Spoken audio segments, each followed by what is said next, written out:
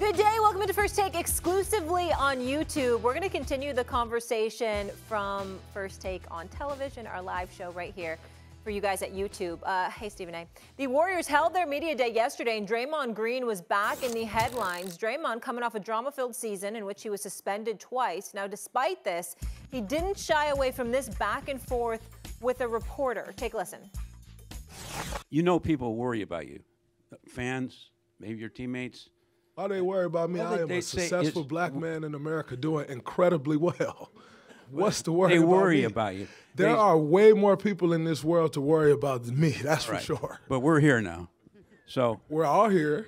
I don't think you should worry about me. Okay. I'm doing pretty well. If you would have told me when I was 13 years old in Saginaw, Michigan, without a pot to piss in, that you'd be sitting here and somebody would say they're worried about you, I would have probably told them they were out of their mind.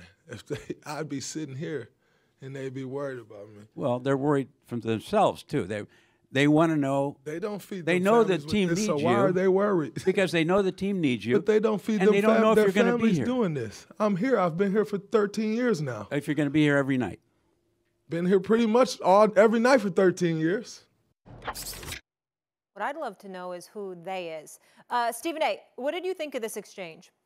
I didn't like it. I didn't like it at all. I was very uncomfortable with the question. I'm guessing, I did not see the reporter, didn't know his name, but I'm guessing it was a white man asking him that question. And I think that one of the things that rubs a lot of black people, particularly black men, the wrong way is when you come to them and you try to imply a problem is bigger than what it is, because they tend to get emotional. Like, for example, Molly, I'm screaming A, so I must be angry, but white folks get loud and all of that stuff, and they're passionate and they're energized. These are the kind of things that come along with us being black men. And I think that when you listen to Draymond Green, that's basically what he was saying to some degree. What are you talking about being worried about me? He's not breaking any laws. He's not in the streets running around. He's not conducting himself like an uncivilized human being or anything like that. Does he need to control himself when it comes to those suspensions? Sure, absolutely, because he's going to be a target for the referees because he's got to learn how to cool it down.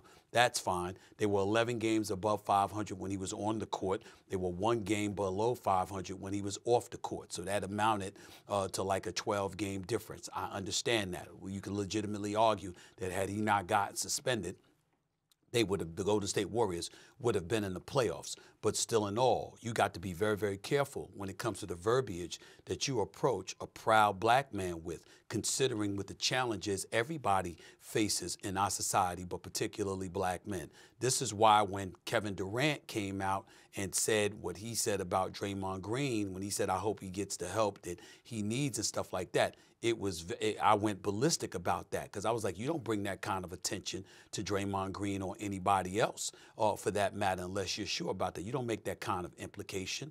And you're on the court, you're competing at a high level. People rely on your passion and your fire. You're the Golden State Warriors. You want him to remain under control enough not to get suspended, but you want that energy, that fervor, that passion, because it galvanizes the Golden State Warriors, and the proof is in the pudding because they won 4 championships over 8 years and went to the finals 6 times. And so because of it, evidently it worked for them to some degree. You can't turn around and then look at him and say, well, people are worried about you. What the hell does that mean?